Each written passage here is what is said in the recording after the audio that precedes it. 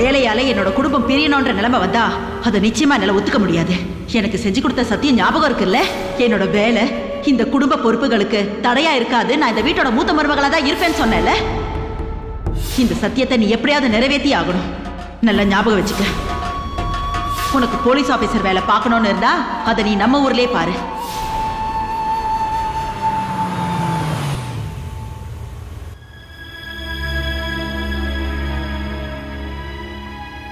என்னங்க இங்க பாருங்க, நம்ம கண்ணனுக்காகவும் மோகனோட குழந்தைக்காகவும் கோயில வேண்டி கருப்பு கயிறு எடுத்து வச்சிருந்தேன். அதை பத்திரமா எடுத்து வச்சிருக்கீங்களா? ஐயோ என்ன சரோஜா, நீதான் அதை என்கிட்ட கொடுக்கவே இல்லையா? அப்புறம் எப்படி எடுத்து வைக்கிறது?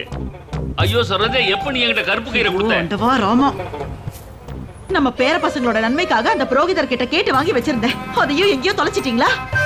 எந்த ஒரு பொருளையும் உங்களால பார்த்து பத்திரமா வைக்க முடியாதா? இங்க பாருங்க, நீங்க அந்த கருப்பு கயிறை நான் எடுத்து வச்சிருக்கேன். அத்தை, உங்களோட பேக்ல தான் வச்சிருக்கேன். நீங்க எதுக்குமே டென்ஷன் ஆக வேண்டாம். இங்க பாரு சந்தியா, நான் ஏன் இவ்வளவு பதட்டமா இருக்கேன்னு உனக்கே நல்லா தெரியும்.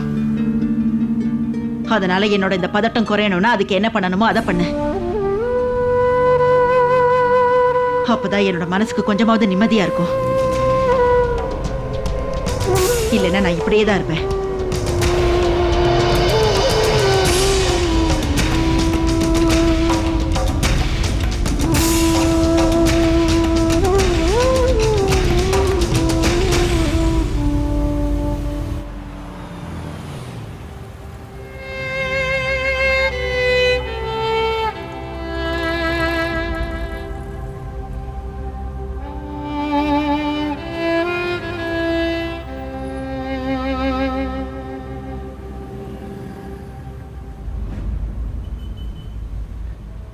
சந்தியா, இந்த வழி கொஞ்சம் வித்தியாசமான வழி மாதிரி தெரியுது இல்ல?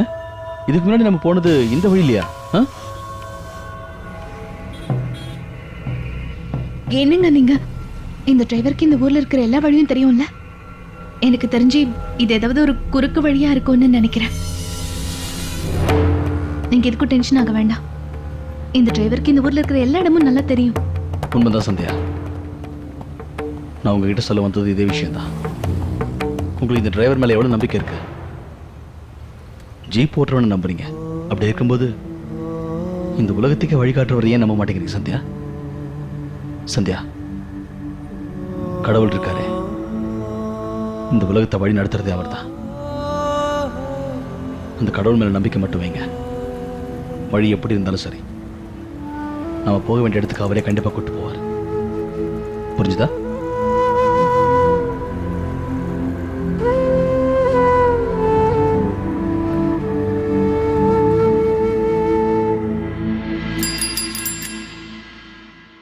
மீனாட்சி, சொல்லாம கொள்ளாம எங்க போன? கடையை திறந்து போட்டுட்டு கல்லாப்பட்டியை பாத்துக்காம போயிருக்க. அப்படி என்ன முக்கியமான வேலை உனக்கு? என்னங்க பண்றது? எனக்கு அந்த அளவுக்கு கோவமா வருது. அந்த பிரீத்தி என்ன பண்ண தெரியுமாங்க? நான் முட்டை ஓட வச்சிருந்தேன் டிஃபன் பாக்ஸ், அது எனக்கு தெரியாம எடுத்துட்டு போயிட்டா. நீ மட்டும் என்ன அவளை விட ரொம்ப குறைஞ்சவளன்னு? அந்த முட்டையெல்லாம் போய் ஒரு நிமிஷத்துல கொண்டு வந்திருப்பல. முட்டை எனக்கு கிடைக்கல, அதனால நான் கோழியை கையோட தூக்கிட்டு வந்துட்டேன் தெரியுமா? கோழியா? ஐயோ மீனாட்சி, நம்ம வீட்டுக்கு முட்டை வந்தாவே அம்மா பெரிய பிரச்சனை பண்ணுவாங்க. அப்படி இருக்கும்போது ஏன் கோழி தூக்கிட்டு வந்த? அம்மாவுக்கு மட்டும் இதை பத்தி தெரிஞ்சது? ஐயோ, என்னங்க நீங்க அர்த்தமே இல்லாம பேசிக்கிட்டு இருக்கீங்க? நான் ஒன்னும் அந்த கோழியை பத்தி பேசலங்க. இப்ப நான் எதை பத்தி பேசுறேன்னு தெரியுமா உங்களுக்கு? இதோ இத பத்தி தான் நான் பேசிக்கிட்டு இருக்கேங்க. இது நம்ம மோகனோட கடைசாவி தானே? எப்படி உன் கையில? இது அவங்களோட கடைசாவிதாங்க. அவங்களுக்கு தெரியாதுல்ல யார்கிட்ட வம்புக்கு வந்தாங்கன்னு. இப்ப நான் என்ன பண்ண போறேன் தெரியுமா? இந்த சாவி எடுத்துட்டு போய் அங்க ஒரு குளம் இருக்குல்ல, அந்த குளத்துல தூக்கி இருந்துட்டு வர போறேன். எத்தனை ஜென்மம் எடுத்தாலும் சரி, இந்த சாவி அவங்களால கண்டுபிடிக்க முடியாது. அப்பதான் நான் யாருங்கிற விஷயம் அவங்களுக்கு தெரிய வரும். தூக்கி போட்டு வரேன். இருங்க. மீனாட்சி சொன்னா கேளு. இரு.